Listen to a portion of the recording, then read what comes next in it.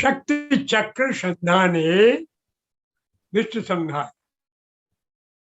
हो गई बात, पहले कह दी, उसी को दोहरा रहे। ये जी सूत्र एक दूसरे के पुथे हैं। हमने आपके सामने स्पष्ट कर दिया था कि भैरव को क्यों होना, इसलिए कि शक्ति चक्र का संधान होना और विश्व का संहार होना।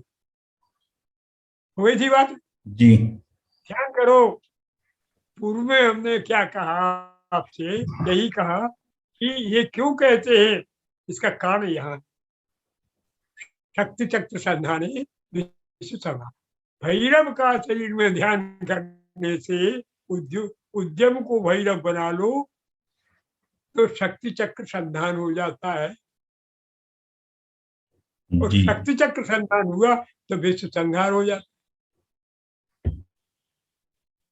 जब आप अंगूठे से निकलती हुई काला को में अपने आप को जलाते हैं तो उसी में तो विश्व को जलाते हैं। एक बार आपने आग लगाना जाना, आपने जाना आग कैसे पड़ती हुई, और और आपने जला दिया, फिर क्या बात है, कुछ भी जलाओ, चाहे उसमें घास जलाओ, चाहे उसमें रुई जलाओ, क्या फर्क पड़ेगा। आपने अपने आप को जला दिया, ध्यान लगाओ, उसी में आपके साथ आप चाहो तो विश्व को जला, तो विश्व भी आपके साथ,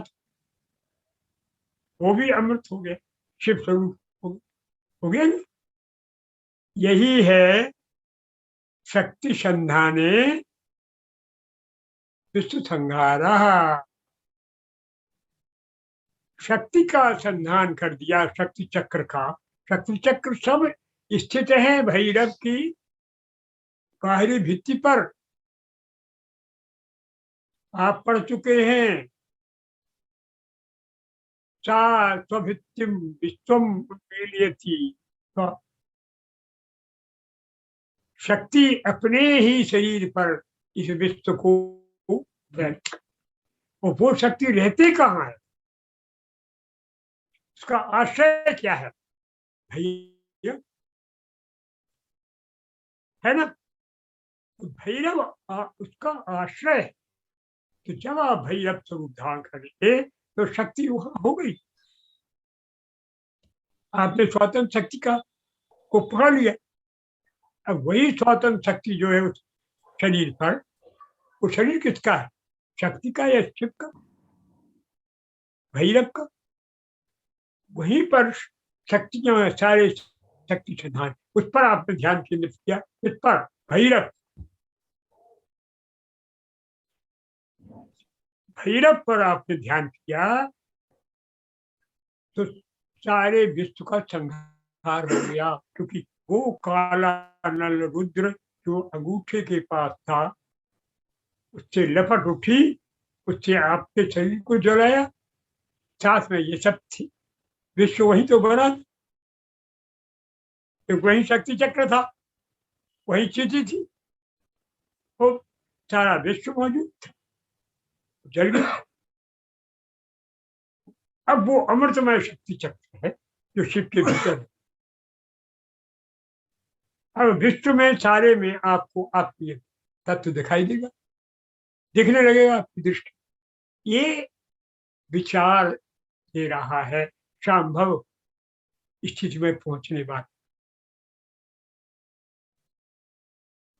आप देखिए क्या कहता है, ये हम माननीय विजय के मंत्र पढ़ रहे हैं।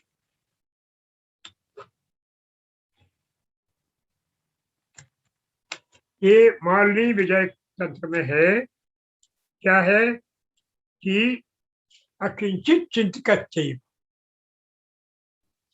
जो चिंतक, जो साधक ऐसा है, चिंतन करता है, उसको जब गुरु प्रतिबोधक, गुरु ना प्रतिबोधता, गुरु उसको प्रबोधित करता है। गुरु किसको करता है, जो चिंतक साधक, उसको गुरु करता है प्रबोधित। बार बार करता है, बुलाते करता है, ये सुनता नहीं। सुन। और जो चिंतक नहीं है वो कहता है, पूछता है तो वो कहता है भाई अभी फुर्सत नहीं है, फिर बता देंगे कभी खुदा, बता दे। क्योंकि जानता है कि क्या करेंगे बता के। तो चिंतक साधक होता है तो गुरु उसे प्रबोध करता है। प्रबोध करने पर क्या होता है? जायते समावेश, वो भैरव रूप में पहुंचा। उससे कहते हैं तू जो है अब समझ, तू अपने बाप का बेटा नहीं है, तू तो माता में पार्वती देवी, पिता देव महेश्वर, तेरी माँ पार्वती है। तू क्षुद्र क्यों समझता है अपने आप? तेरा पिता कभी नहीं पूजा करता था, वहां हनुमान की पूजा करता है, जेल चला गया। तेरा पिता नहीं है, तेरा पिता वो है। तू अपने आप को छोटा समझता।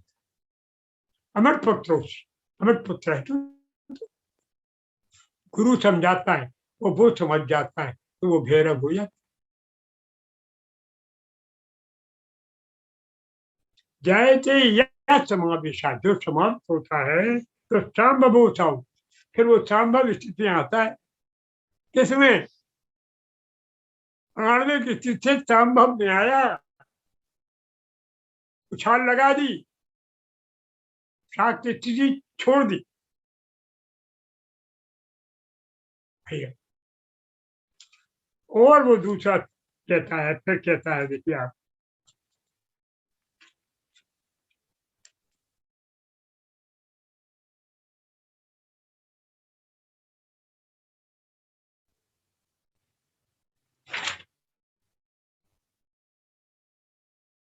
आत्मनो भैरव, आत्मनो भैरवम रूपम। फिर वो क्या किया उसने? अपने आप को भैरव का रूप समझा।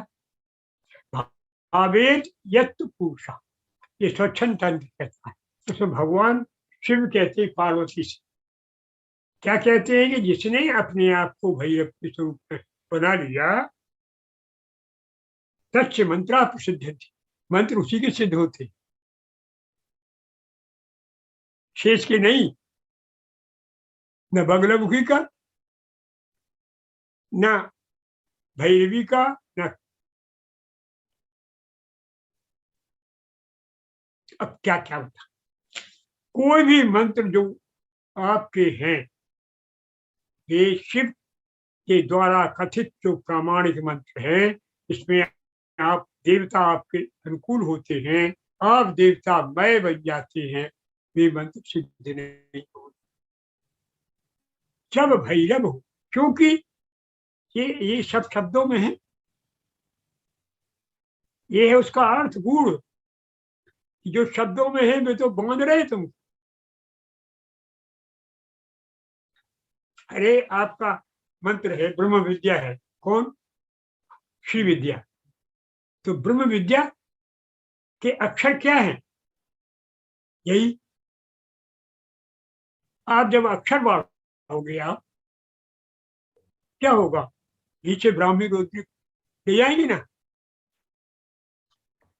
जी। लेकिन जब आप जानोगे कि आप भैरव स्वरूप है उसके जरिए से, तो फिर क्या होगा? वे आपकी माताएं हो, वे आपको ले जाए।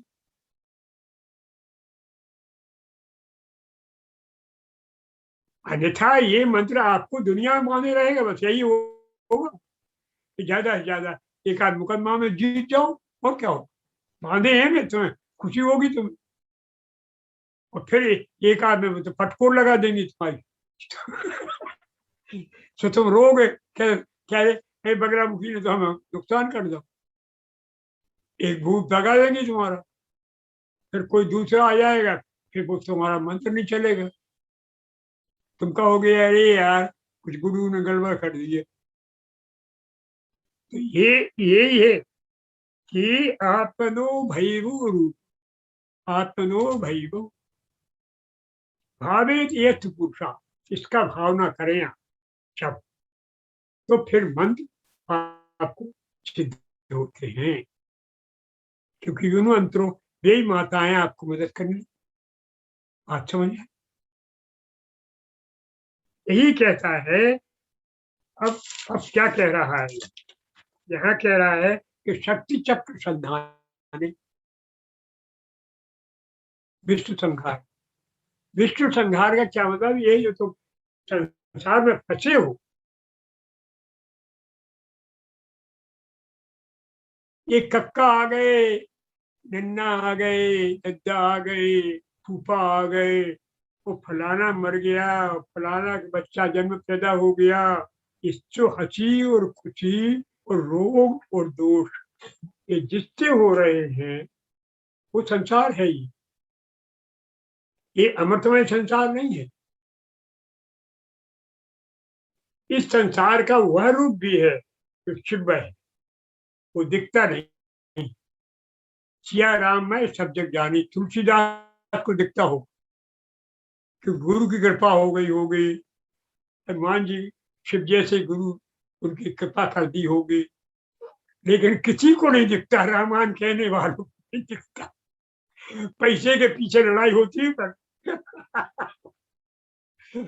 इसलिए सिया रामायण ये देखना बड़ा मुश्किल है।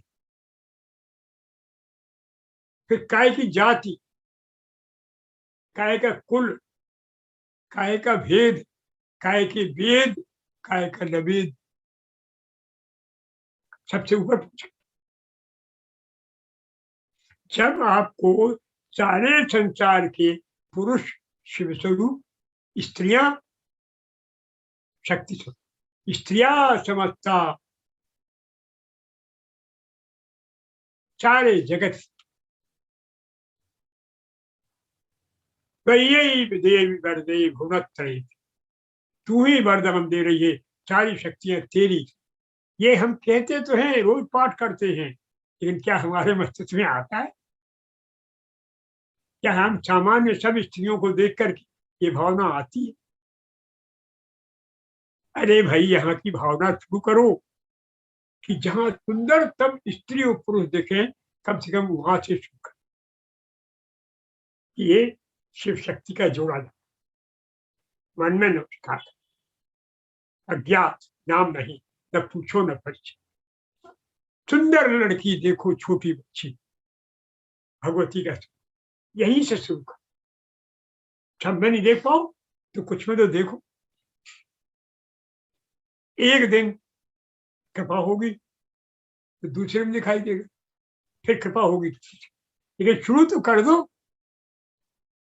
शुरू न करोगे तो कभी नहीं पहुंचोगे। एक कदम चलो।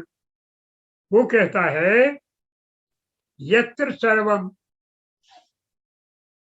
लयम ज्ञान, जहां सब कुछ लय हो जाता है, दह्यन्ते तत्व संशया, सारे तत्व जहां जल जाते हैं, ताम चितिम पश्च कायस्थाम, कायस्थ माने शरीर में, उस चिति को देखो।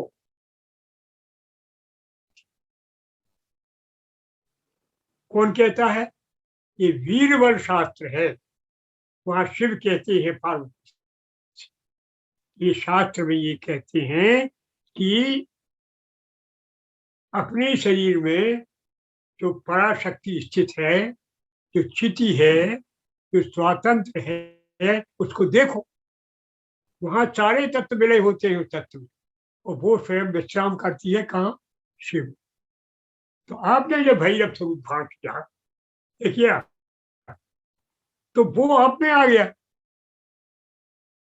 तो भाई सारे तत्वों की स्थिति आपके शरीर में हो गई। तो काला कायस्थम काला नल समाप्त, फिर आपकी अंगूठी में हो गया काला रुद्र। अब दाएं में हो जाए चाहे बाएं, जिसमें तुम्हारा मन। लक्ष्मण जी कहते हैं बाएं में, और शिव अध्याय कहते हैं दाएं में। भाई कहीं न कहीं भागवत कहती है दाएं में। आपको जो मन हो सो मान लो, वो पैर के अंगूठे में है, ये पक्की बात। वहां आपने जहां दान किया, वहां शक्ति चक्र आपका अनुकूल, क्योंकि विश्व जल गया, विश्व संघारा। अब ये कहाँ है? ये कहाँ है स्कंद कारिका में? वो स्पंद कारिका है। यदा ते कत्र संभूगः, ये अंतिम। तदा तच्च लयोदयु,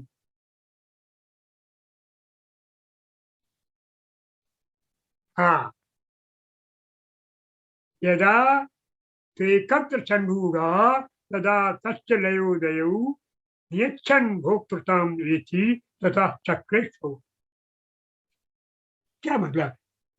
वही बात जो कह चुके, एक बार फिर दोहराई कि आप वन पॉइंटेडनेस करिए, उस पर आप कहाँ ध्यान कर रहे हैं, इस पर वही करते रहिए, छोड़िए नहीं। आपके सामने गलत दिखाई देता है तो वही देखिए, देखते रहिए, देखते रहिए, देखो आप वहां पहुंच जाए। उसका लय उदय सब कुछ वहां होगा, भोग करने लगे आप उसका, यानी चक्र शुरू हो जाए। यही है, आप क्या हो गए? भैरव हो गए। एक चित्त किया वो भैरव बने, वो वहीं से सब उदय होने लगा, सृष्टि वही नाश होती है, वही चली, तो विश्वंगार हो गई बात। बात पूरी हो गई, हुई तो ठीक जी। बस।